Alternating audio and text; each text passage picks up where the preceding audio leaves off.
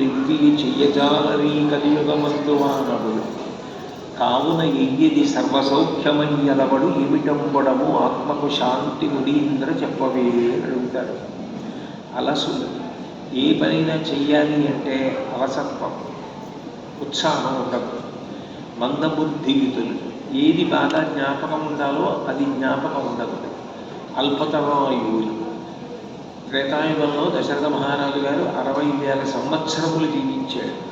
కలియుగంలో 100 సంవత్సరములు ఆయుర్దాయం. ఆ 100 సంవత్సరములు కూడా పరిపూర్ణంగా జీవించే వాళ్ళు తక్కువ ఉంటారు. జీవించిన స్ఫురణ శక్తి, శరీర పటుత్వం ఉండవు. ఉగ్రరోగ సంకలితులు ఎన్ని కొత్త కొత్త ఔషధాలు వస్తాయో అన్ని కొత్త కొత్త వ్యాధులు వస్తూ ఉంటాయి. మందభాగ్యులు ఏదైనా మంచి పని చెయ్యాలి అంటే మాత్రం మా దగ్గర డబ్బులు లేవు అనేటటువంటి లక్షణం ఉంటుంది. మందభాగ్యులు అల్పతరాజువులు ఉగ్రరోగ సంకలితులు మందభాగ్యులు సుకర్మములివి చెయ్యజాలరి కలియుగమందు మానవులు. కాబట్టి కలియుగంలో ఉండే ప్రధానమైన లక్షణం ఏంటంటే ఏదైనా మంచి పని చెయ్యాలి. జీవుడు ఉద్ధరణ పొందేటటువంటి మంచి పనులు చెయ్యాలి అంటే దాని మీద ఆసక్తి, అనురక్తి ఉండవు.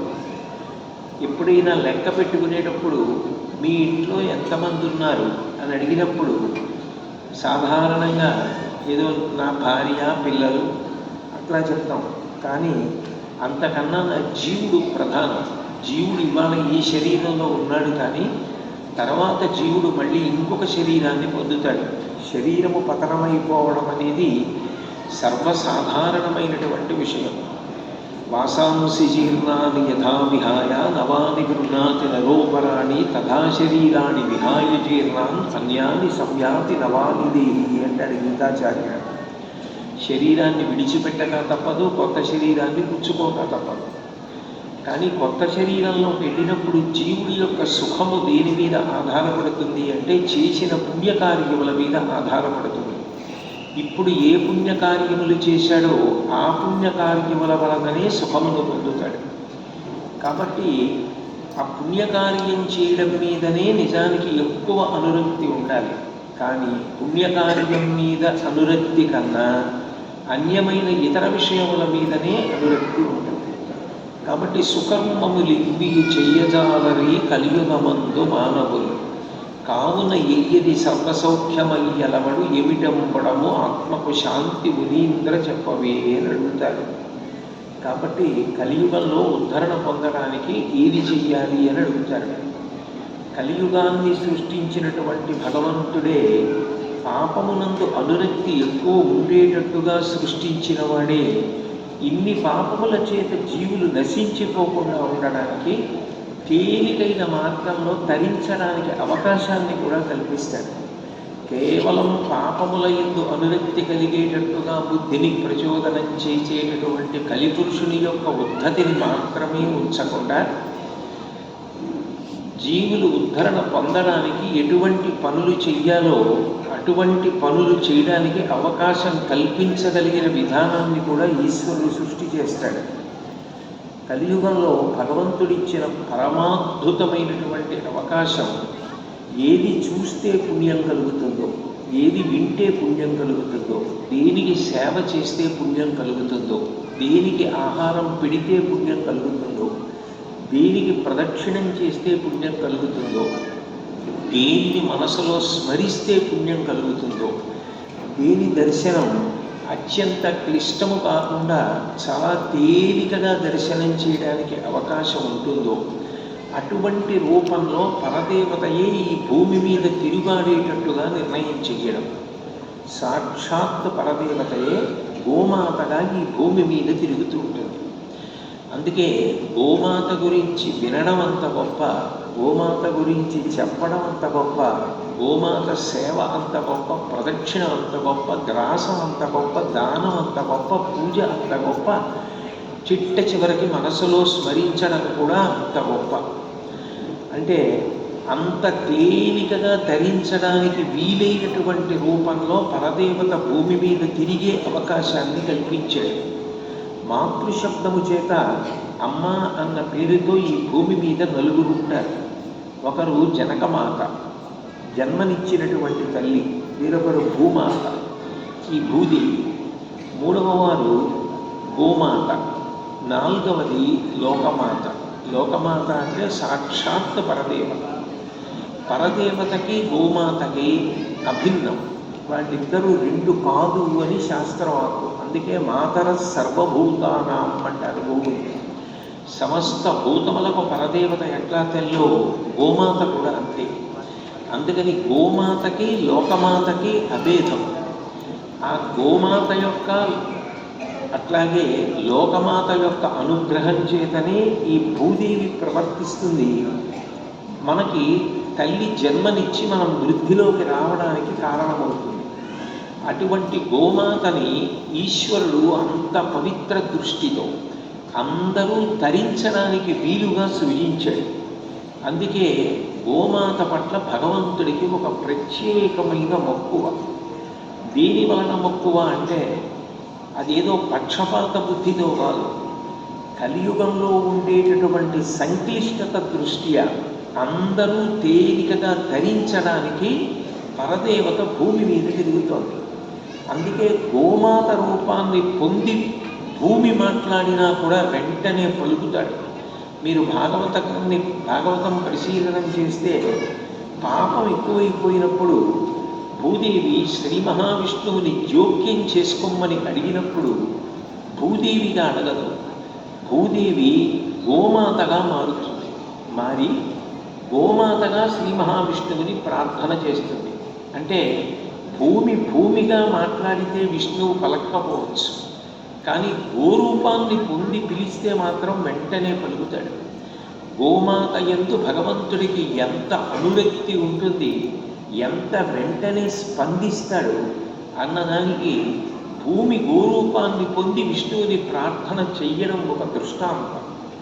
అట్లాగే ధర్మం వృషభ రూపాన్ని పొందుతుంది. ధర్మము ఎద్దు అవుతుంది, భూమి గోవు అవుతుంది. ఈ రెండు గోమిథునమై గోవు ఎద్దు రూపంలో భూమి ధర్మము నిలబడి ఉంటాయి. అందుకే భాగవత ప్రారంభంలోనే పరీక్షిత్ మహారాజు గారు భూదేవిని ధర్మదేవతని రెండింటినీ గోవు ఎద్దు రూపంలో దర్శనం చేశాడు.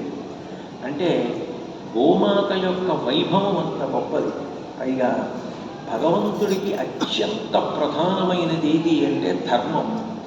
ధర్మము అన్న మాటకు అర్థం ఏమిటంటే ధ్రియదేవా జనయరిది ధర్మం అని.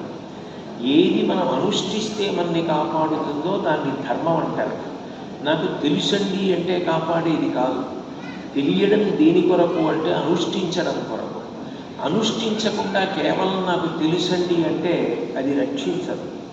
అందుకే సీతమ్మతో మాట్లాడుతూ సీతమ్మ రావణాసురుడితో మాట్లాడుతూ రామాయణం సుందరకాండలో ఒక మాట అంటుంది, యహసంతో నవాసంతి సతోవా నానువర్తసే తదాహి విపరీతాతే బుద్ధిరాచారవర్జిత అంటుంది. నీకు అన్నీ తెలుసు, కానీ నువ్వేది ఆచరించవు. ఏది ఆచరించకపోవడం అన్న దోషం నీకు ఎట్లా వచ్చింది రావణ? ఇక్కడ నువ్వు ఆచరిస్తే తప్ప వృద్ధి పొందవని చెప్పేవాళ్ళు లేరా? వాళ్ళు చెప్పినా నువ్వు వినవా? ఎక్కడొచ్చింది దోషం అని అడిగింది. అంటే ఆచరించినదేదో అది ధర్మం. ఆచార ప్రభవో ధర్మ. అటువంటి ధర్మాన్ని భగవంతుడు ఎప్పుడూ కూడా ఇష్టపడతాడు. ధర్మం ఎవరు చెప్పాలి? భగవంతుడే చెప్పాలి. ఏది ధర్మము చెప్పమన్నారు అనుకోండి, నేను ఒకటి చెప్తాను, వేరొకరు ఇంకొకటి చెప్తారు, ఇంకొకటి చెప్తారు, ఏది ధర్మమో తెలియదు. ధర్మం ఏది చెప్పాలి అంటే మొదటి ప్రమాణం వేదం. వేదము భగవంతుడి చేత చెప్పబడింది, అందుకని అపౌరుషేయం, అది ఎవరి చేత రచింపబడలేదు. అటువంటి వేదములోంచి కొన్ని ధర్మసూత్రములను తీసుకొని కొందరు ఋషులు ఇస్తే స్మృతి గ్రంథములయ్యాయి. ఆ తర్వాత వాటిని ఆధారం చేసుకొని పురాణములు వచ్చాయి. తర్వాత వచ్చినది విజ్ఞులైన వారు, అంటే ధర్మము తెలుసున్న వాళ్ళు ఎట్లా ప్రవర్తిస్తారో చూసి మనం కూడా ఆచరించడం నాలుగవ ప్రమాణం. 4 ప్రమాణములు అందుబాటులో లేకపోతే మన అంతరాత్మ చెప్పినట్టుగా ప్రవర్తించడం 5వ ప్రమాణం. ధర్మానికి 5 ప్రమాణాలు. 5 ప్రమాణములలో మొదటి ప్రమాణం శృతి, వేదము ప్రమాణం. అందుకే ధర్మచక్రం అంటే ఈశ్వరుడికి ఎనలేని ప్రీతి. ఆ ఆ ధర్మమునందు ఎప్పుడు అనురక్తి పొంది ఉంటాడు. ఈ ధర్మాచరణము అన్నది కర్మతో కూడుకుని ఉంటుంది. ఈ ధర్మాచరణమునకు గోవు ఇంత ప్రధానమైన విషయం కదా. మీరు ఏ విధమైన ఆరాధన చెయ్యండి, శివుణ్ణి ఆరాధించండి, వినాయకుడిని, సుబ్రహ్మణ్యుణ్ణి, సూర్యుణ్ణి, విష్ణువుని, ఎవరిని పూజించినా గోవు యొక్క అనుగ్రహం లేకుండా, గోవు నుంచి వచ్చే పదార్థములు లేకుండా పూజ చేయడం సాధ్యం కాదు. ఆవు పాలు లేకుండా అభిషేకం ఎట్లా చేస్తారు? పూజలో అత్యంత ప్రధానమైన మంత్రాలలో ఒకటి స్నానం. స్నానం అన్న దాన్ని విస్తరిస్తే అభిషేక ప్రక్రియగా మారుతుంది. అభిషేకమునందు పంచామృతాల్లో మొట్టమొదటిది ఆవు పాలు, తర్వాత పెరుగు, తర్వాత నెయ్యి. ఈ మూడు కూడా ఆవులుంటే రావాలి. అంటే పూజ జరగాలన్నా, ఒక దీపం పెట్టాలన్నా, ఏది చెయ్యాలన్నా ఆవు లేకుండా సాధ్యం కాదు. ఇంత గొప్ప గోవు కదా. గోవుకి సంబంధించిన విషయములన్నీ కూడా ఒక చోట తేలికగా చదువుకోవడానికి అవకాశం ఇచ్చే విధంగా ఉంటే అందరికీ ఉపయోగపడుతుంది. గోవుకి సంబంధించి చూడగానే అర్థమయ్యేటట్టు మంచి చిత్రాలు ఎక్కడా లేవు. కాబట్టి అటువంటి మంచి చిత్రాలతో ఒక చిత్రమాలిక, అంటే ఒక టేబుల్ క్యాలెండర్ని తయారు చేసి గోవుకి సంబంధించిన ఏ పని చేస్తున్నప్పుడు ఏ శ్లోకం చెప్పాలని ఎక్కడెక్కడ ఉన్నాయో ఆ విషయాలు పొందుపరిచి తయారు చేసి పెట్టండి అని ధర్మవర్ధిని అని హైదరాబాద్లో ఉన్న ఒక సంస్థ వాళ్ళు నన్ను అడిగారు. వాళ్ళు అడిగిన విషయం చాలా చాలా గొప్ప విషయం అడిగారు. నిజానికి ధర్మచక్రానికి ఇరుసు లాంటిది గోవు. అటువంటి గోవు అనుగ్రహం లేకుండా, గోవు యొక్క సహకారం లేకుండా తరించడం సాధ్యం కాదు. కానీ నిజానికి గోవుకి ప్రదక్షిణం చేస్తే ఏ శ్లోకం చెప్పాలి, గ్రాసం చేసి పెడితే ఏ శ్లోకం చెప్పాలి, దానం ఎంత గొప్పది, సేవ ఎంత గొప్పది, వీటికి సంబంధించిన శ్లోకాలు అన్ని చోట్ల సిద్ధంగా లేవు. కాబట్టి ఇవన్నీ కూడా క్రోడీకరించి ఒక చోట ఇచ్చి దానికి సంబంధించిన చిత్రములు గీసి అందిస్తే చాలా బాగుంటుందన్న ఉద్దేశ్యంతో ఒకప్పుడు పెమ్మరాజు రవికిషోర్ గారని హైదరాబాద్లో ఉంటారు చిత్రకారులు, ఆయన్ని పిలిచి ఒక్కొక్క విషయాన్ని వివరిస్తే ఆయన దాన్ని టేప్ చేసుకుని మళ్ళీ ఇంటికి వెళ్ళి ఒక్కొక్కటి చాలా పర్యాయాలు విని దాదాపు ఒక సంవత్సరం పాటు శ్రమించి గోవుకి సంబంధించిన వివిధ విషయములను చిత్రములుగా గీశారు. అనేక చిత్రములుగా గీస్తే ఆ చిత్రముల కింద దానికి సంబంధించినటువంటి శ్లోకాలను ఇవ్వడం జరిగింది. ఇప్పుడు నేను చెయ్యబోయే ప్రసంగానికి అంతటికీ కూడా ఆధారం ఆ గోవుకి సంబంధించి ఇవ్వబడినటువంటి చిత్రమాలికలో ఏ చిత్రాలు ఉన్నాయో ఆ చిత్రాల క్రింద ఏ శ్లోకములు ఇవ్వబడ్డాయో దాన్ని ఆధారం చేసుకునే నేను ఇప్పుడు ప్రసంగం చేయబోతున్నాను. కానీ నేను ఆ చిత్రం గురించి చెప్పినప్పుడు మీరు దాన్ని చూస్తుంటే తప్ప మీకు గోవు గురించి నేను చేసే ప్రసంగం బాగా అందే అవకాశం ఉండదు. కాబట్టి సాంకేతిక సహకారంతో ఈ రెండు పక్కల పెద్ద పెద్ద తెరలు ఏర్పాటు చేసి నేను ఆ టేబుల్ క్యాలెండర్లో ఆ చిత్రమాలికలో ఏ చిత్రం గురించి మాట్లాడుతున్నానో అది మీ అందరికీ కనపడేటట్టుగా ఇక్కడ మీకు అందిస్తున్నారు. ఈ చిత్రమాలికలో మొట్టమొదట చూసినట్లయితే మీకు శ్రీ వెంకటేశ్వర సంబంధమైన ఒక అపురూపమైన చిత్రం కనపడుతుంది. వెంకటేశ్వరుని యొక్క అవతారము ఇంకా ప్రకటన కాకుండా ఉన్నప్పుడు కలియుగంలో ప్రజలను ఉద్ధరించడానికి శ్రీ వెంకటేశ్వరుడు వచ్చాడు. మిగిలిన అవతారాలలో అధర్మంతో ప్రవర్తిస్తే కుత్తుకలు కత్తిరించేశాడు. కానీ కలియుగంలో పాపం చెయ్యడమే ప్రధానమైనటువంటి విధానంగా ఉంటుంది. కారణం కలిపురుషుడి యొక్క ఉద్బోధ, కలిపురుషుడి యొక్క ప్రచోదనం. కాబట్టి ఎంతమంది తలలు తీసేస్తాడు, వాళ్ళలో మార్పు వచ్చేటట్టు చెయ్యాలి. అందుకని పాపము చేసిన వాళ్ళందరూ కూడా ఏడుకొండలవాడ వెంకటరమణ నువ్వే మమ్మల్ని కాపాడాలని చెప్పి ఆపద వచ్చినప్పుడు ఆపద ముక్కులవాడ అని ఆయనని పిలిచి అన్యాయంగా సంపాదించినటువంటి సొమ్ము తామే పట్టుకొచ్చి స్వామివారి హుండీలో వేసేస్తామని, మమ్మల్ని ఆపద నుంచి గట్టెక్కించమని ప్రార్థన చేస్తారు.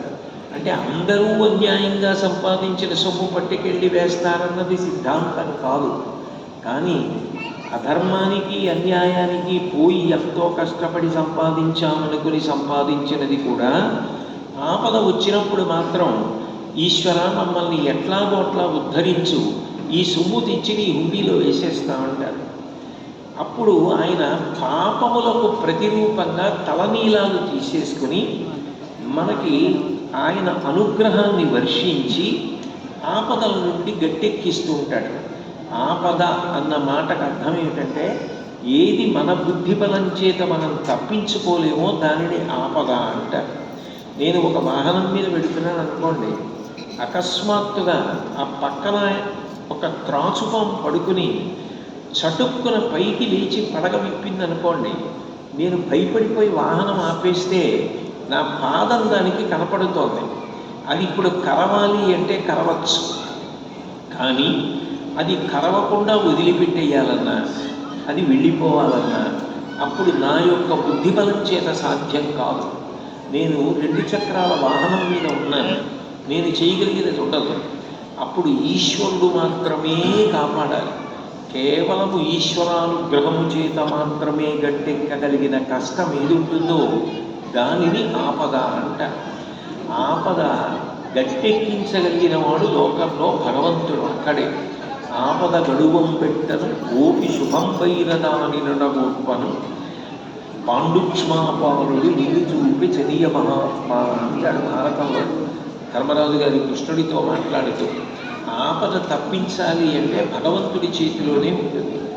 అట్లా ఆపద తప్పించేటటువంటి లక్షణంతో కలి యొక్క బాధ మాన్పించడానికి, పాపములు తొలగించడానికి దయాళువై మిగిలిన అవతారాలలో సంహరించినట్టు సంహరించకుండా క్షమాభిక్ష పెట్టడానికి పరమ ఓర్పుతో వచ్చినటువంటి అవతారం శ్రీ వెంకటేశ్వర అవతారం. అందుకే కలిబాధమాన్పతిరుమల కలియుగ వైకుంఠమనక దయసేసిన మీ సలలిత కరుణాహృదయము కలలోనను మరువరాదు ప్రజదలాక్ష అంటారు. ఇంత దయతో వచ్చినటువంటి నీ అవతారం ఉందే, దాని గొప్పతనాన్ని కలలో కూడా మరువలేము. శ్రీవైకుంఠ విరక్తాయ స్వామి పుష్కరిణీ తటే రమయా రమమాణాయ వెంకటేశాయ మంగళం. ఎక్కడో వైకుంఠంలో సంతోషంగా అమృత పుష్కరిణి పక్కన ఉండవలసిన వాడు కలియుగంలో నేను ఉండకపోతే కలిబాధ పడి ప్రజలు నాశనమైపోతారని కిందకి దిగి వచ్చి శేషాచలంలో ఆనందనిలయ విమానంలో పద్మపీఠం మీద నిలబడి నేను మిమ్మల్ని ఉద్ధరిస్తాను, నా పాదములు నమ్మండి అని లోకానికంతటికీ కూడా తాను పట్టిన ముద్ర ద్వారా తెలియచేస్తున్నాడు. అందుకే పద్మాసనస్థయవు పద్మావతీదేవి నిజవక్షమందున నిలుపుకొనుచు తన చరణములే గతి అని చూపరులకు సంకేతించుచుండ తన చరణములు నమ్మిన వారలకు ఈ భవాంబోధి కటిదగ్నమగునటంచు వామహస్తంబు కటిభాగమున నుండి చూపరులకు సంకేతించి పరమ పావన శేష పర్వతము మీద అలరు ఆనంద నిలయమందులను నిలచి దివ్యమంగళ విగ్రహం డవ్యయుండు భక్త వరదుండు శ్రీ వెంకటేశ్వరుడు వేట్క. ఆయన కలియుగంలో జనులను ఉద్ధరించడం కోసమని వచ్చి అట్లా నిలబడ్డాడు తప్ప అది ఒకరు చిక్కిన విగ్రహం కాదు. అందుకే వ్యాసుడు నకృతం దైవ సంఘైశ్చ నకృతం విశ్వకర్మణ స్వేచ్ఛయా క్రీడతి తత్ర ఇచ్ఛారూపం విరాజిత అంటారు. అది సాక్షాత్ భగవానుడు అట్లా ముద్రపట్టి నిలబడ్డాడు తప్ప అది విశ్వకర్మ చెక్కినది కాదు, ఎవ్వరూ తయారు చేసినది కాదు. సాక్షాత్ భగవానుడే ఇట్లా నిలబడ్డాడు. అయితే అట్లా నిలబడడానికి ముందు అసలు ఎవరికీ వెంకటేశ్వరుడు కనపడకుండా ఉన్నటువంటి సమయంలో ఒక పుట్టలో ఉన్నాడు. ఆ పుట్టలో ఉన్నప్పుడు ఇందులో సాక్షాత్ నారాయణమూర్తి ఉన్నారని బ్రహ్మగారు ఆవు రూపాన్ని పొందితే శివుడు దూడ రూపాన్ని పొందాడు. మహాలక్ష్మి ఈ రెండిటినీ కాపు కాస్తోంది. ఈ ఆవుని చోళరాజ పత్ని కొనుక్కుంది. ఆవిడ గ్రాసం ఇచ్చి ఆవుని పోషిస్తుండేది. ఈ ఆవు ఏ రోజున కూడా ఇంటి దగ్గర పాలిచ్చేది కాదు. ఈ ఆవు పాలివ్వట్లేదు, దీనికి దూడ ఉంది, కానీ పాలివ్వట్లేదు అంటే నువ్వు సక్రమంగా చూడటం లేదు, ఇది దూడకి పాలిచ్చేస్తోంది ఎక్కడోనని చోళపత్ని ఆగ్రహంతో ఆ గోవుని రక్షించేటటువంటి వ్యక్తిని కొరడాతో కొట్టించింది. చాలా బాధపడినటువంటి ఆ గో సంరక్షకుడు ఈ ఆవు ఎక్కడ పాలు విడిచిపెట్టేస్తోందో నేను ప్రయత్నపూర్వకంగా పరిశీలించాలని గొడ్డలి చేతితో పట్టుకుని ఆవు డొక్కల్లోకి పొదల్లోకి వెడుతుంటే ఎందుకైనా మంచిదని చేతిలో గొడ్డలు పట్టుకుని ఆవు ఏం చేస్తోందో చూద్దామని వెనకాతలే వెళ్ళాడు. బ్రహ్మాధేను శివో వత్స గోపాలి కమలాలయ. అది బ్రహ్మగారు ఆవు. అది పుట్టలో ఉన్న నారాయణమూర్తిని సమీపించి ఆ పుట్ట రంధ్రం మీదకి వెళ్ళి తన శిరములలో ఉంచి పాలు పుట్ట కన్నంలోకి వదిలేస్తే లోపల ఉన్న శ్రీ వెంకటేశ్వరుడు పాలు తాగుతున్నాడు. ఆ సన్నివేశాన్ని చూసినటువంటి గోపాలుడికి ఎక్కడ లేని ఆగ్రహం వచ్చింది. నేను ఇంత కష్టపడి కాపు కాస్తుంటే ఈ ఆవు పుట్టలో పాలు విడిచిపెట్టేస్తున్న కారణం చేత చోళపత్ని నన్ను కొరడాతో కొట్టింది. కాబట్టి ఈ ఆవుని దండించాలని కోపంలో యుక్తాయుక్త విచక్షణ మరిచిపోయి చేతిలో ఉన్న గొడ్డలి ఆవు మీదకి విసిరాడు. ఆ గొడ్డలి వచ్చి ఆవు మీద పడిపోతాడు. అప్పటి వరకు శ్రీ వెంకటేశ్వరుడు తన అవతారాన్ని లోకానికి ప్రకటన చెయ్యలేదు. ఎప్పుడైతే గొడ్డలి వచ్చి ఆవు మీద పడిపోతోందో తన కన్నుల ఎదుట ఒక ఆవు మరణించడం ఇష్టం లేక, ధర్మచక్రానికి ఆవు ఇరుసు కాబట్టి ఆయన వెంటనే లేచి గొడ్డలికి ఆవుకి మధ్యలో తన తల పెట్టాడు. ఆ గొడ్డలి ఆయన తలకి తగిలి సప్తతాళ ప్రమాణేన రక్తస్ఫూర్తి రఘుస్తథ 7 తాడి చెట్లంత ఎత్తు నెత్తురు పైకి లేచి అది చూసి స్పృహ తప్పి పడిపోయాడు గోపాలబాలుడు. ఎందుకు భగవంతుడికి గోవు అంటే అంత ఇష్టం? గోవు దెబ్బ తినకూడదని గొడ్డలికి అడ్డంగా తన తల పెట్టి గోవుని కాపాడవలసిన అవసరం ఎందుకు వచ్చింది? దాన్ని భీష్మాచార్యుల వారు సంస్కృత భారతంలో అనుశాసన పర్వంలో 83వ ఆశ్వాసంలో 17వ శ్లోకంలో తెలియజేశారు. యజ్ఞాంగం కదిదాదావ యజ్ఞమీవ చ వాసవ ఏతాభిశ్చ వినాయజ్ఞ నవర్తేతు కథంచన. ఆవు మీదకి గొడ్డలి విసురుతున్నప్పుడు వెంకటేశ్వరుడు అడ్డుపెట్టి దెబ్బని తాను స్వీకరించి గో సంరక్షణ చేసిన వైనాన్ని చిత్రంగా గీసి ఎందుకు వెంకటేశ్వరుడికి గోవు అంటే అంత ప్రీతో శ్లోకము ద్వారా తెలియజేస్తున్నారు. యజ్ఞమునకంతటికీ కూడా గోవు ఆధారం. యజ్ఞము అన్న మాటకు అర్థం ఏమిటంటే దేవతలకు హవిస్సుని అగ్నిముఖంగా స్వాహాకారంతో ఇస్తారు. మనం ఇంట్లో నైవేద్యం పెట్టామనుకోండి, దేవతలు దాన్ని కంటి చూపు చేత చూస్తారంతే. ఎక్కడో మహాభక్తి తత్పరులైన వాళ్ళు పెట్టిన ప్రసాదాన్ని ఈశ్వరుడు తినవచ్చుగాక. సర్వసాధారణ నియమం ఏమిటంటే దేవతలు కేవలం కంటి చేత చూస్తారు తప్ప చేతితో తీసుకుని తినడం అన్న మాట ఉండదు. కానీ వాళ్ళు నిజంగా తినాలి అని అనుకుంటే యజ్ఞము చెయ్యాలి, హోమం చేసి అగ్నిముఖంగా ఇవ్వాలి దేవతలకి. అందుకని అగ్నిహోత్రుడికి హవ్యవాహనుడు అని పేరు. హవ్యమును ఆయన తీసుకెడతాడు. దేవతలందరూ వచ్చి కూర్చుంటే భోజనానికి వచ్చిన వాళ్ళు గదిలో ఎట్లా కూర్చుంటారో అట్లా దేవతలందరూ వచ్చి కూర్చున్నప్పుడు మనం అగ్నిహోత్రంలో వేసిన పదార్థాన్ని అగ్నిహోత్రుడు స్వీకరించి ఆయా దేవతలకు ఇస్తాడు. మనం ఎవరి పేరు చెప్పి స్వాహాకారం చెప్తామో వాళ్ళకి ఆ హవిస్సుని అందిస్తాడు. అందుచేత ఆ హవ్యవాహనుడు అన్న పేరు అగ్నిహోత్రుడికి వచ్చింది. ఇప్పుడు ఒక హోమం చేసి దేవతలకు ఏదైనా పదార్థం అందించాలి అంటే దానికి అత్యంత ప్రధానమైనది ఏది అంటే గోవు. గోవు లేకుండా అసలు ఏ విధమైనటువంటి హోమం చేయడం సాధ్యం కాదు. ఎందుచేతనంటే ఆవు నెయ్యి లేదనుకోండి, మీరు హోమం చెయ్యలేరు. మీరు మిగిలిన పదార్థాలు ఎన్ని పదార్థాలు పట్టండి, ఆజ్యధార అంటారు. అంటే ఆవు నెయ్యి మాత్రం హోమం ప్రారంభం నుంచి పూర్ణాహుతి వరకు కూడా ఆవు నెయ్యి వాడుతూనే ఉండాలి. పైగా హోమంలో వేసే మిగిలిన పదార్థాలన్నిటి మీద కూడా ఆవు నెయ్యి అభిగారం చేయాలి. చెయ్యకుండా అసలు హోమం చేయడం సాధ్యం కాదు. అట్లా చేయడం సాధ్యం కాదు కాబట్టే ఆ యజ్ఞము జరగాలి అంటే గోవు పుట్టి తీరాలి. గోవు లేకపోతే యజ్ఞము చేయలేరు. యజ్ఞము చేయకపోతే దేవతలకు హవిస్యెళ్ళదు. దేవతలకు హవిస్సు లేదు అంటే దేవతలకు అన్నం లేదని గుర్తు. దేవతలు తింటే సంతోషించి వర్షం కురిపిస్తారు. వర్షం కురిపిస్తే పాడి పంట. మఖము చేయ వజ్రిమది సంతసించును, వజ్రి సంతసింప వానకురివి. వానకురిసి గసవు వసుమతిపై పెరగు, గసవు మేసి దేను గణము బ్రతుకు అంటారు. వర్షం కురిస్తే భూమి మీద పంట పండుతుంది. పంట పండితే మనందరం సంతోషించి మళ్ళీ హోమం చేస్తాం. మళ్ళీ హోమం చేస్తే మళ్ళీ హవిస్సు దేవతలు పెడుతుంది. మళ్ళీ దేవతలు వర్షం కురిపిస్తారు. ఇదొక చక్రం. ఈ చక్రం తిరగాలి అంటే ఆవు ఉండాలి. అందుకే యజ్ఞము, గోవు, విష్ణువు ఈ మూడు నిజానికి వేరు కాదు, మూడు ఒక్కటే. యజ్ఞపురుషుడు అని శ్రీ మహావిష్ణువుకి పేరు. వెంకటేశ్వరుడు యజ్ఞపురుషుడు.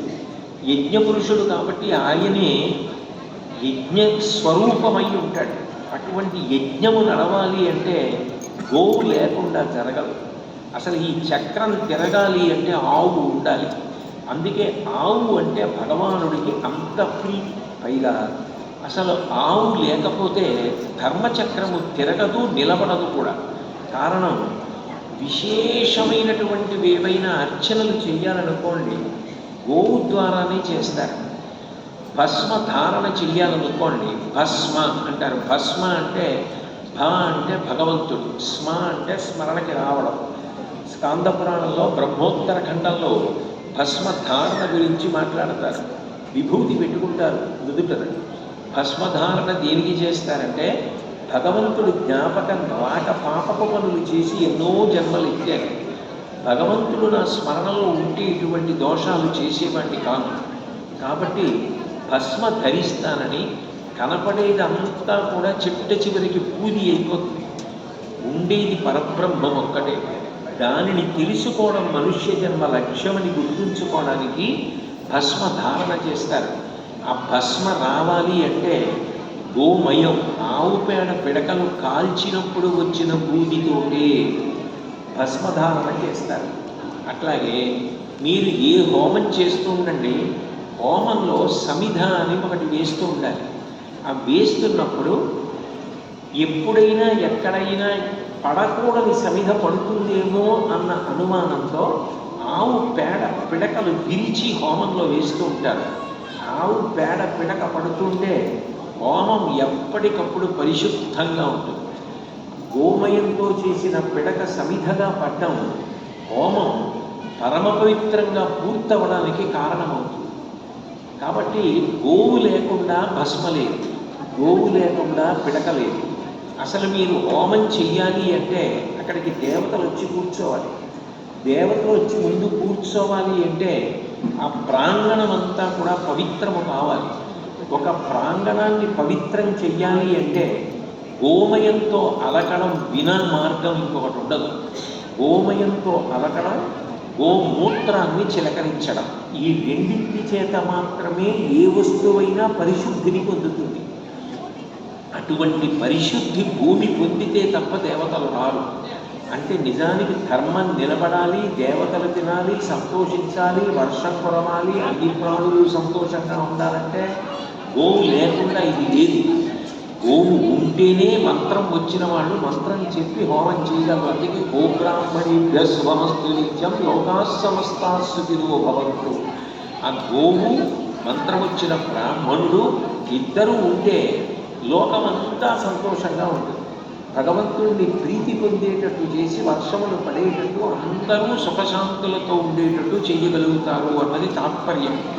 పైగా విశేషాభిషేకం చేయాలనుకోండి, భగవంతుడికి చెయ్యవలసి వస్తే పరమశివుడికి చేసేటటువంటి అభిషేకంలో చాలా గొప్ప అభిషేకం ఒకటి చేస్తారు. దాన్ని గోశృంగముతో చేసే అభిషేకం. ఆవు తనంత తాను శరీరం వదిలిపెట్టేసిన తరువాత మనం బలవంతంగా చంపకూడదు. ఆవు తనంత తాను మరణించిన తర్వాత ఆవు కొవ్వు తీసేసి యువతల వైపు ఎటువైపుకైతే మూసుకుపోయినట్టు సన్నగా అయిపోతుందో అటువైపు వెండితో కానీ ఇత్తడితో కానీ బంగారంతో కానీ గోముఖాన్ని తొడుగుతారు. అవతల వైపు బాగా విశాలంగా ఉంటుంది. ఆ కొమ్ము చేత్తో పట్టుకొని దాని నిండా పాలు పోస్తారు. ఇలా పైకి లేచి పాలధార శివలింగం మీద పడుతుంది. అప్పుడు నమక పాఠం చెప్తారు. నమకపాఠం చెప్తూ గోశృంగంలోంచి క్షీరాభిషేకం చేస్తారు. అటువంటి క్షీరాభిషేకం చేసిన కారణం చేత పరమేశ్వరుడు ప్రసన్నుడవుతాడు అని. అంటే గోశృంగము లేకుండా నిజానికి అటువంటి అభిషేకం చేయడం సాధ్యం కాదు. అన్నిటికన్నా విశేషం ఏంటంటే గోవు తన జీవితకాలం మొత్తం మీద ఒక కాటుక భరిని తీసుకుని ఒక సన్నటి సూది కొద్దిగా గుచ్చి కాగితం మీద నొక్కితే ఎంత మరక పడుతుందో అంతంత తయారు చేస్తూ వెళుతుంది ఒక దివ్యమైన పదార్థాన్ని. అది కడుపులో ఒక చోట దాస్తుంది. ఆవు శరీరం తనంత తాను పడిపోయిన తరువాత, గోవు తనంత తాను మరణించిన తరువాత దాని కడుపు కోసి దాంట్లోంచి తీస్తారు. ఒక జీవితకాలం మొత్తం మీద కూకుడు గింజంత తయారు చేస్తుంది. దాన్ని గోరోచనము అంటారు. ఆ గోరోచనాన్ని కాల్చడం, గోరోచనాన్ని అలదడం ఈశ్వరుని యొక్క ఆరాధనలో అంత విశేష ద్రవ్యంగా పరిగణిస్తారు. మృదంగం మొదలైనటువంటి వాద్య పరికరాలు చాలా బాగా మోగాలి అంటే ఆవు చర్మంతో తయారు చేస్తారు. గోవు తనంత తాను శరీరం వదిలిపెట్టేసిన తర్వాత ఆ చర్మంతో మృదంగాది పరికరములు తయారు చేస్తారు. అంటే నిజానికి వాద్యం ఘోషయామి అన్నప్పుడు మృదంగం వాయించాలి అంటే గోవు చర్మంతో చేసిన మృదంగం అంత గొప్ప. అంటే గోవు శరీరం భగవదారాధనలో ధర్మచక్రం నిలబడడంలో అంత ప్రధాన పాత్ర పోషిస్తుంది. అందుకే గోవు అంటే ఈశ్వరుడికి అంత ప్రీతి. గోసేవ చేస్తే ఈశ్వరుడు ఎక్కువ ప్రీతి పొందుతాడు. మీకు నేను ఒక ఉదాహరణ చెప్తాను. మీరు నా కోసం మా ఇంటికి వచ్చారనుకోండి, నేను ఎక్కడ లోపల ఉన్నాను, ఇప్పుడే స్నానం చేసి వచ్చాను, ఇప్పుడే పూజ పూర్తయింది, బట్ట మార్చుకుని వస్తాను, కూర్చోమను అన్నాను. కూర్చున్నారు. మీరేవో 4 మంచి మామిడి పళ్ళు నాకు ఇద్దామని తీసుకొచ్చారు. నా మనవడు తెలియని వాడు, ఒక 7 ఏళ్ల ప్రాయం ఉన్నవాడు మీరు కూర్చున్న గదిలోకి వచ్చి, మామయ్య గారు మామిడి పళ్ళు తెచ్చారా, చాలా బాగున్నాయి, నాకు ఒక పండిస్తారా అని అడిగాడు. నాకు ఇవ్వాలన్న ఉద్దేశంతో మీరు నీకు ఇవ్వను, నీకు కాదు మీ తాతగారి కోసం తెచ్చాను, నీకు కాదు అన్నారు. వాడు ఒక్క మామిడి పండు ఇవ్వండి, ఒక్క మామిడి పండు ఇవ్వండి అని ఏడిచాడు. మీరు ఇవ్వలేదు. వాడు ఏడుస్తూ నా దగ్గరికి వచ్చి, తాతగారు వీధిలో ఎవరో వచ్చారు, మామిడి పళ్ళు ఉన్నాయి, ఒక్క మామిడి పండు ఇవ్వనన్నారు, మీకే ఇస్తారట తాతగారు అన్నారు. నేను వెడుతూనే చూసి వాళ్ళు లేచి నాకు మామిడి పళ్ళు ఇస్తుంటే నాకు అక్కర్లేదు, మీరు తినండి, ఏ పని మీద వచ్చారు అని అడుగుతాను. ఏదో వాళ్ళు పని చెప్పారనుకోండి, నాకు సాధ్యం కాదు చెయ్యడం, మీరు చెయ్యలేదు, మీరు వెళ్ళిరండి అని చెప్తాను. ఎందుకని మనవణ్ణి ఏడిపించారన్న కోపం. అదే తెలివైన వాడు ఓ మామిడి పండు మనవడికి ఇచ్చాడనుకో, వాడు సంతోషంతో పరిగెత్తుకొచ్చి, తాతగారు ఎవరో వచ్చారు, నాకు మామిడి పండు ఇచ్చారు, చాలా మంచి వాళ్ళండి అని మురిసిపోయాడు అనుకోండి. నేను వస్తూనే కూర్చోబెట్టి మాట్లాడి, తప్పకుండా మీ ఊరు వస్తాను, మీరు అడిగినప్పుడే వస్తాను అని మాటిస్తాను. ఎందుకని మనవడు ప్రీతి పొందాడు కాబట్టి నేను ప్రీతి పొందుతాను. మనకే ఇంత బలహీనత ఉన్నప్పుడు కలియుగంలో జనులందరినీ ఉద్ధరించడం కోసమని భగవంతుడు పరదేవతనే భూమి మీదకి గోవుగా పంపితే గోసేవ చేసిన వాళ్ళని చూసి భగవంతుడు ఎంత సంతోషిస్తాడు, ఎంత ప్రీతి పొందుతాడు. అందుకే ధర్మచక్రానికి అంతటికీ కూడా ఇరుసుగా ఉన్నటువంటి గో సంరక్షణమునందు భగవంతునికి అంత ప్రీతి ఉంటుంది. గోవు పట్ల ప్రేమ భావనతో ఉన్నవాడు ఎవరుంటాడో వారిని చూసి భగవంతుడు సంతోషిస్తాడు. అమ్మ ఏం చేయగలదు? అన్నం వండి పెట్టగలదు. ఆకలి వేసినప్పుడు తినడం మన చేతిలో ఉంటుంది. నిజమే, కలియుగంలో కలిపురుషుడి యొక్క ఉద్ధతి వలన పాపముల యందు అనురక్తి కలుగుతుంది. ఏది చెయ్యకూడదో దాని మీదే అనురక్తి కలుగుతుంది. కానీ కలిపురుషుడు మన జోలికి రాకుండా ఉండడానికి ఏ భస్మ ధరించాలో, దేనిని స్మరించాలో, దేనికి గ్రాసం పెట్టాలో, దేనికి ప్రదక్షిణం చేయాలో, దేనిని దర్శించాలో, దేనికి నమస్కరించాలో ఆ గోవు కోసం ఎక్కడికో వెళ్ళక్కర్లేదు. గోవే మన ఇంటి ముందు తిరుగుతోంది. గోవు మన ఇంట్లో ఉంటుంది, గోశాలలో ఉంటుంది. దర్శించడం కష్టం కాదు. అటువంటి గోవుని సద్వినియోగం చేసుకుని వృద్ధిలోకి రావాలని ఎవరనుకుంటాడో వాడు నేను ఇచ్చిన దానిని సద్వినియోగం చేసుకున్నాడు అని ఈశ్వరుడు ప్రీతి పొందుతాడు. అందుకే కలియుగంలో ఆవు మీద గొడ్డలి పడుతుంటే శ్రీ వెంకటేశ్వరుడు మొట్టమొదట పైకొచ్చి ఆవుకి గొడ్డలికి మధ్యలో తల పెట్టి ప్రహారం స్వీకరించాడు అంటే గోసేవ చేసిన వాళ్ళని చూసి వెంకటేశ్వరుడు ఎంత ప్రీతి పొందుతాడో మనకు అర్థమవుతుంది. ఆ విషయాన్ని నిరూపణం చేస్తూ గో సంరక్షణ ప్రాధాన్యతను శ్రీ వెంకటేశ్వరుడు నిరూపించుట. యజ్ఞాంగంకదితాగావ యజ్ఞమేవ చ వాసవ ఏతాభిశ్చ వినా యజ్ఞ నమర్తేత కథంచన. అసలు గోవు లేని నాడు యజ్ఞము లేదు. అందుకే ఈశ్వరుడికి గోవు అంటే అంత ప్రీతి అన్న విషయాన్ని వివరిస్తూ మొదటి చిత్తరువుని రచించారు. రెండవ చిత్తరువు దగ్గరికి వచ్చేటప్పటికీ గో ప్రదక్షిణం గురించి మాట్లాడుతున్నారు. ప్రదక్షిణం అన్నది చాలా చాలా గొప్ప విషయం. మనకి శాస్త్రంలో తేలికగా అందరూ తరించడానికి అవకాశం ఇస్తారు. ఎందుకనంటే ఉపాసన యందు స్థాయి భేదం ఉంటుంది, ఎప్పుడూ స్థాయి భేదం ఉంటుంది. అందున బ్రహ్మచారి యొక్క ఉపాసన ఒకలా ఉంటుంది, గృహస్థు ఉపాసన ఒకలా ఉంటుంది, వానప్రస్థు ఉపాసన ఒకలా ఉంటుంది, సన్యాసి ఉపాసన ఒకలా ఉంటుంది. బ్రహ్మచారి కేవలముగా గురువు గారి దగ్గర విద్యాభ్యాసం చేయడమే. ఏకాదశి నాడు ఉపవాసం కూడా బ్రహ్మచారి చెయ్యక్కర్లేదు. గురువు గారి దగ్గర చదువుకోవడం ఒక్కటే బ్రహ్మచారికి నియమం. 3 పూట్ల సంధ్యావందనం చేయడం, అగ్నిహోత్రంలో సమిధాదానం చేయడం. గృహస్థు అట్లా కాదు. వివాహం చేసుకుంటాడు, ధర్మపత్నితో ఉంటాడు, ధర్మచక్రంలో ఇవిడిన భోగమును అనుభవిస్తాడు, దానం పడతాడు, బిడ్డల్ని కంటాడు, ఓ ఇల్లు కట్టుకుంటాడు, వృద్ధికి రావాలని కోరుకుంటాడు, యోగక్షేమములను కోరుకుంటాడు. వానప్రస్థు అన్నీ విడిచిపెట్టి భార్యను తీసుకుని అరణ్యానికి వెళ్ళి తన యొక్క యథార్థ స్థితిని తాను విచారణ చేస్తాడు. సన్యాసి అన్నిటినీ విడిచిపెట్టేసి కేవలము ఆత్మయందు మాత్రమే నిష్ఠ కలిగి ఉంటాడు. కాబట్టి 4 ఆశ్రముల వాళ్ళ యొక్క ఆరాధనా విధానము మారిపోతుంది. స్థాయి భేదం అంటారు.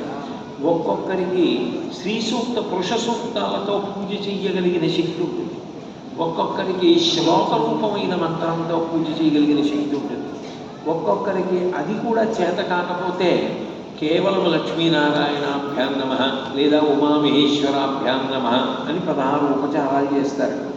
మరికొంతమందికి అది కూడా జ్ఞాపకం లేకపోతే కేవలం ఏదో పాదయోహో పాద్యం అని కాళ్ళు కడగడం, హస్తయోహో అర్ఘ్యం చేతి మీద నీరు పోయడం, అలా పూజ చేస్తారు.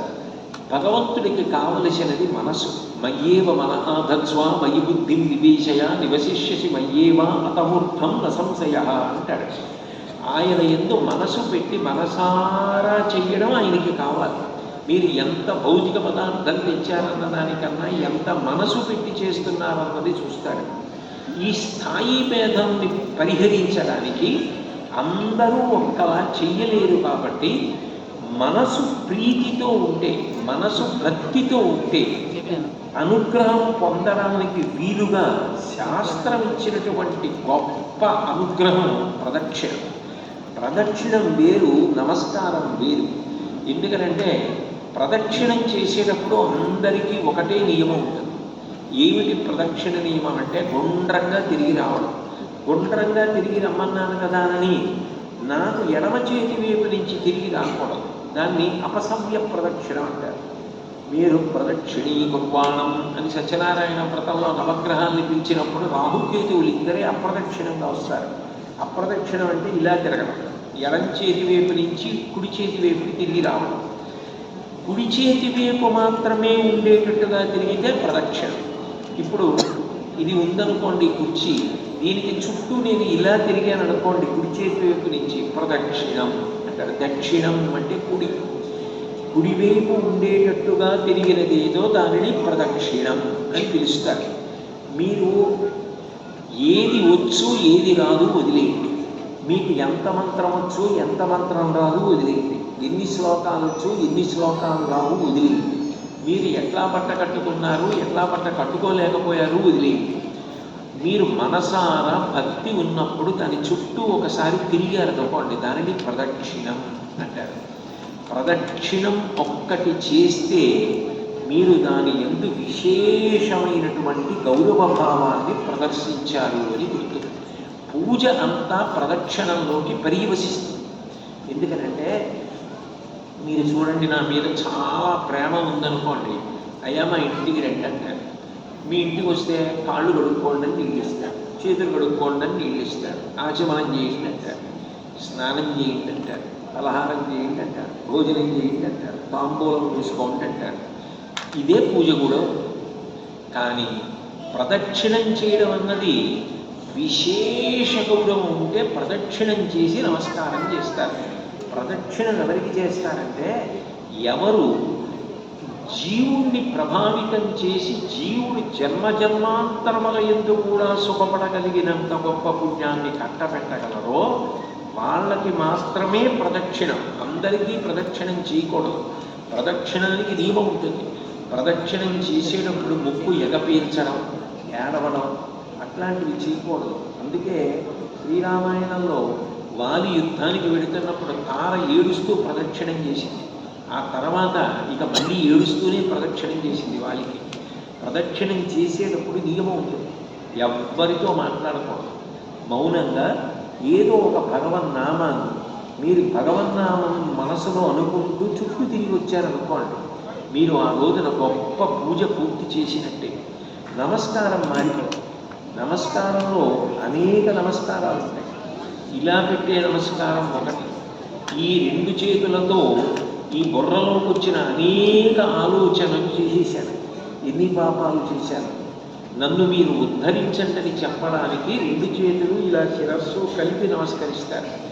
ఎంత కింద పడిపోవాలో అంత కింద పడిపోయానని చెప్పడానికి భూమి మీద పడిపోయి నమస్కారం చేస్తే ప్రణిపాతం అంటారు.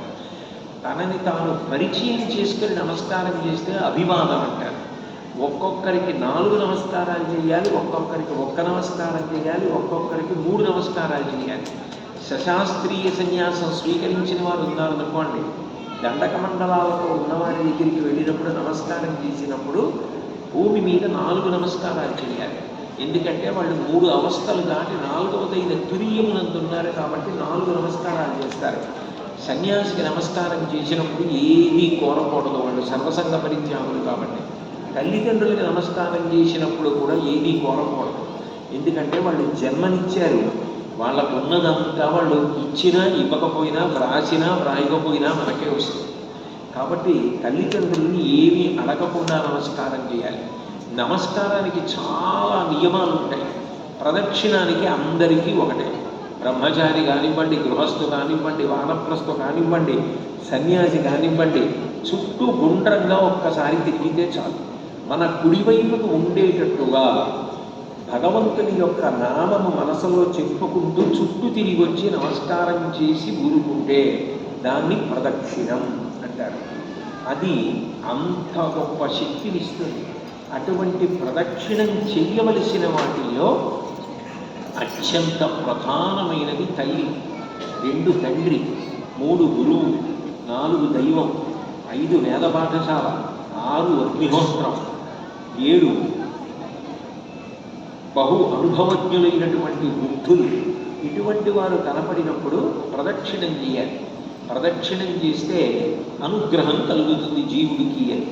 గోవుకి ప్రదక్షిణం చేసేటప్పుడు ఒక మంత్రం చెప్పాలి. అందుకే మంగళప్రదంగా అలంకరింపబడినటువంటి ఆవు, దూడ రెండింటినీ అక్కడ ఉంచి ఒక యజమాని తన ధర్మపత్నితోటి పిల్లలతోటి కలిసి ప్రదక్షిణం చేసేటప్పుడు ఏ శ్లోకం చెప్తున్నాడో ఆ కింద ఇచ్చారు. మాతర సర్వభూతానాం గామ సర్వసుఖప్రద వృద్ధి మాకాంక్షతా నిత్యం గామ కార్యా ప్రదక్షిణా. ఇది భీష్మాచార్యుల వారు సంస్కృత భారతంలో అనుశాసన పరమంలో 69వ ఆశ్వాసంలో 7వ శ్లోకంగా చెప్పినది. ఇది ఎక్కడది అని అనుమానం ఉన్నా, ఇంకా దాని గురించి చదువుకోవాలనుకున్నా అది తీసి చదువుకుంటారని ఆ శ్లోకం ఎక్కడుందో కూడా అక్కడ ఇచ్చారు. కాబట్టి మాతర సర్వభూతాన కేవలము ఒక ప్రాణికి కాదు, అన్ని ప్రాణులకు తల్లి గోవు. మాతర సర్వభూతానాం గావ సర్వసుఖప్రద, సమస్త సుఖములకు కారణము గోవు. వృద్ధిమాకాంక్షత నిత్యం, జీవితంలో వృద్ధిలోకి రావాలని కోరుకున్నవాడెవరైనా కూడా గావత్ కార్యా ప్రదక్షిణా, గోవుకి ప్రదక్షిణం చెయ్యకుండా ఉండడు. అందున మాతర సర్వభూతాన, అమ్మకి కోపము అన్న మాట అన్వయం కాదు. అమ్మ పిల్లవాడు చెయ్యరానంత అపరాధం ఏదైనా చేశారనుకోండి, అమ్మ ఏడ్చేస్తుంది. ఎందుకురా ఇట్లాంటి పని చేశామని ఏడుస్తుంది. పిల్లవాడు వృద్ధిలోకి రావాలని కోరుకుంటుంది. చిట్ట చివరికి నాయుర్దాయం కూడా పోసుకొని నువ్వు బ్రతుకని ఆశీర్వచనం చెయ్యగలిగిన వ్యక్తి ఈ లోకంలో ఎవరైనా ఉంటే అమ్మ ఒక్కతే. అటువంటి అమ్మ కరుణామూర్తి, ప్రేమ తప్ప. అమ్మకి అవతల వారిని శాసించడం, గద్దించడం, అభిశంసించడం ఇటువంటివి అమ్మకి తెలియదు. అందున పరదేవతకి ఎప్పుడూ కారుణ్యమే, ఎప్పుడూ దయే. ఆవిడ కన్ను ఎర్రబడదు. అంత నల్లటి కన్నులతో అంతటి కరుణామూర్తిగా ఉంటుంది. అందుకే అరుణా కరుణాతరంగితాక్షి అంటారు. అటువంటి దయామూర్తి అమ్మ. అమ్మకి ఎంత దయ ఉంటుందో గోవుకి కూడా అంతే దయ ఉంటుంది. మీరు అందుకే చూడండి, ఒక కుక్క తన పిల్లకి పాలిస్తోందనుకోండి, మీరు వెళ్ళి ఆ పిల్లని లాగేసే ప్రయత్నం చేశారనుకోండి, కుక్క కరిచేస్తుంది. అది మనం పెంచుకున్న కుక్కైనా దాని పిల్లకి పాలిస్తూ ఉండగా మీరు ఆ పిల్లని కుక్క దగ్గర నుంచి లాగే ప్రయత్నం చేస్తే కరుస్తుంది. చివరికి పందైనా కూడా పిల్లని పాలు తాగుతుండగా పక్కకి లాగే ప్రయత్నం చేశారో కరుస్తుంది.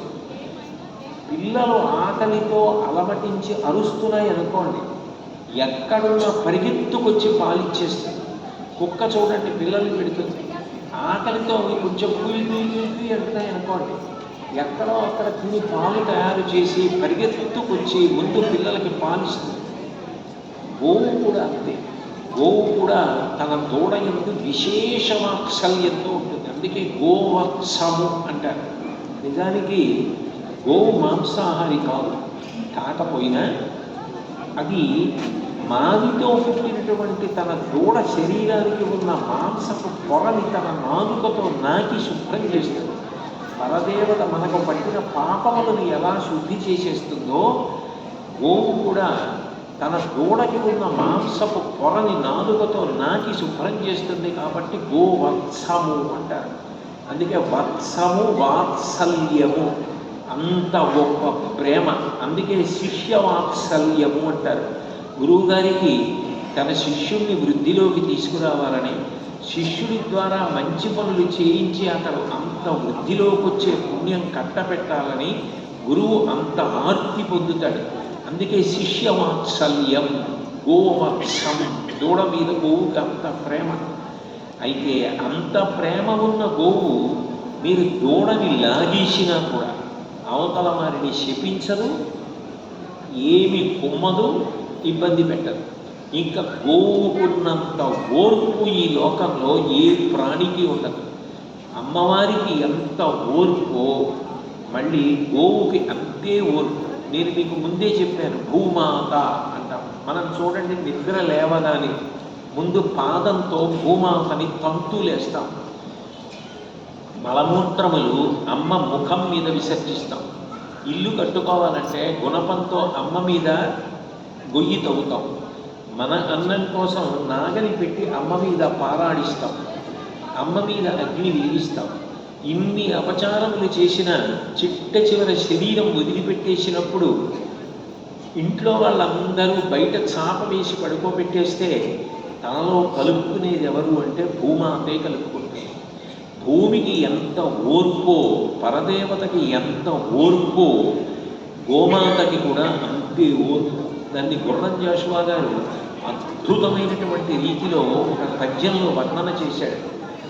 అందులో అంటాడు ఆయన, అనుగు లేగుతూడ అంబారవమాలించి పొదుగున దుఃఖంపు పొంగులార గరవులలో పచ్చిగట్టి మేయుటమాని తత్తరంపున ఇంటి దారి పట్టి కట్టు కంబంపున అట్టిట్టు మల్లాడు కన్న పుత్రుని అంతికమున నిలచి శిరసు చుంబించి హెచ్చిన మోహమునను చిన్ని కొడుకు బుర్రకు చన్నిచ్చి చీపుకునుచు శిరసు చుంబించి హెచ్చిన మోహమునను అర్రునాకుచు ఆనందించువేళ బడిక చేబూని స్వామి నిన్ను దండించుచుండ కలత చెందక తొలగి అవలకు పోవు నీదు సహనంపు నా గుండె నీరు చేసి అన్నాడు.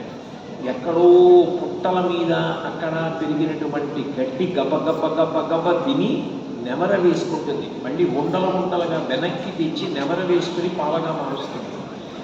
మనకి అక్కర్లేని నీళ్లు తాగుతుంది. అవేదో పరిశుద్ధమైనటువంటి నీళ్ళు అడగదు. వాహినులందు జలమును త్రాగగా అంటాడు పరీక్షిత్. ఎక్కడో ప్రవహిస్తున్న నీళ్లు ఏవో ఒకటి తాగుతుంది. ఈ గడ్డి ఆ నీళ్లు కలిపి పసిపిల్లల దగ్గర నుంచి సన్యాసుల వరకు తాగడానికి వీలైన పాలు తయారు చేస్తుంది. ఎక్కడో దూడ అంబాయే నడుస్తుంది. పొదుగున దుగ్ధంబు పొంగులారా వెంటనే ఆ దూడ అరుపు వినగానే దానికి పొదుగులో పాలు చేపులకు వస్తాయి. వచ్చి గబగబా వస్తుంది. వచ్చి కట్టు కంపంబున అట్టిట్టు మల్లాడు కన్నపుత్రిని అంతి గమున నిలిచి ఆ కట్టు కొయ్యకి దూడని కట్టేసి ఉంచుతారు. కట్టేసి ఉంచినటువంటి ఆ దూడ దగ్గరికి వెళ్ళి ఆ దూడ పక్కన నిలబడి దానికి పాలిస్తూ ఉంటుంది. ఆ పాలివ్వడం కూడా ఎంత మంగళప్రదంగా ఉంటుందో చూడడానికి. దూడ వెనక పొదుగులో పాలు తాగుతూ ఉంటుంది. ఆవు ముఖం తిప్పి దాన్ని నాకుచు దాని యొక్క తల వెనక భాగంలో ఈ మూపురం దగ్గర నాకుతూ ఉంటుంది. నాకుచు ఆ ఆనందంతో ఉన్నటువంటి సమయంలో ఆ శిరసు చుంబించి వాసన చూసి అది ఆనందపడిపోతుంటే అది చూసి యజమాని పరుగునొచ్చి నువ్వు పాలు దూడకిచ్చేయడానికి కానీ నువ్వు పెంచానని ఆ దూడని పట్టుకుని లాగేసి ఆవుని బడిక చేబూని దండించు స్వామిని అరసి కర్ర తీసుకుని కట్టు తేలేటట్టు కొడతాడు. ఆవుని కొడితే అయ్యో గడ్డి తిని నీళ్లు తాగి పాలు తయారు చేశాను, నా దూడ అరిస్తే వచ్చి పాలిస్తూ ఉంటే దూడని లాగేశాడు నా దగ్గర నుంచి, కట్టు తేలేటట్టు కొట్టాడు అని అది బాధపడిపోయి కలత చెందక ఏ విధమైనటువంటి బాధ పెట్టుకోకుండా శపించకుండా తొలగి అవ్వలకు పోవు దూరంగా వెళ్ళి నిలబడుతుంది. అదే యజమాని ఆవుని దూడని చూపించి తీసేసి పొదుగు కడిగి పాలు పిండేసుకుంటూ ఉంటే నిశ్శబ్దంగా మనసులో ఏ కక్ష పెట్టుకోకుండా పాలు యజమానికి ఇచ్చేసి మిగిలిన పాలు తన దూడకిస్తుంది. అమ్మా ఏమి సహనం అమ్మా నీది, నీ దూడని లాగేస్తే దెబ్బలు కొడితే కట్టు తేలిపోయినా నా మీద అలగకుండా కుమ్మకుండా మాకు పాలిచ్చావా, నీదు సహనంబు నా గుండె నీరు చేసే అన్నారు గురంజాషువా గారు. నా గుండె నీరైపోయిందమ్మా నీ సహనానికి అని. అంత ఓర్పు అంటే భూదేవికి ఎంత ఓర్పో పరదేవతకి ఎంత ఓర్పో సృష్టికి విరుద్ధంగా తన దూడని లాగేసినా కూడా ఆవుకి అంత ఓర్పు. అందుకే అటువంటి గోవు సాక్షాత్ పరదేవతా స్వరూపం కాబట్టి అది కేవలం దూడకే తల్లి కాదు, సమస్త ప్రాణులకు తల్లి. ఆ బ్రహ్మకీట జనని సృష్టికర్త బ్రహ్మగారి దగ్గర నుంచి అందరికీ తల్లి గోవు. కాబట్టి అటువంటి గోవుకి ప్రదక్షిణం చేయడం వృద్ధి మనకాంక్షతా నిత్యం గావత్కార్యా ప్రదక్షిణా. జీవితంలో వృద్ధిలోకి రావాలనుకున్నవాడు గోవుకి ప్రదక్షిణం చెయ్యకుండా ఉండడు అని చెప్తున్నారు. తరువాతి చిత్రం దగ్గరికి వచ్చేటప్పటికీ గోదానము యొక్క విశేషాన్ని చెప్తున్నారు.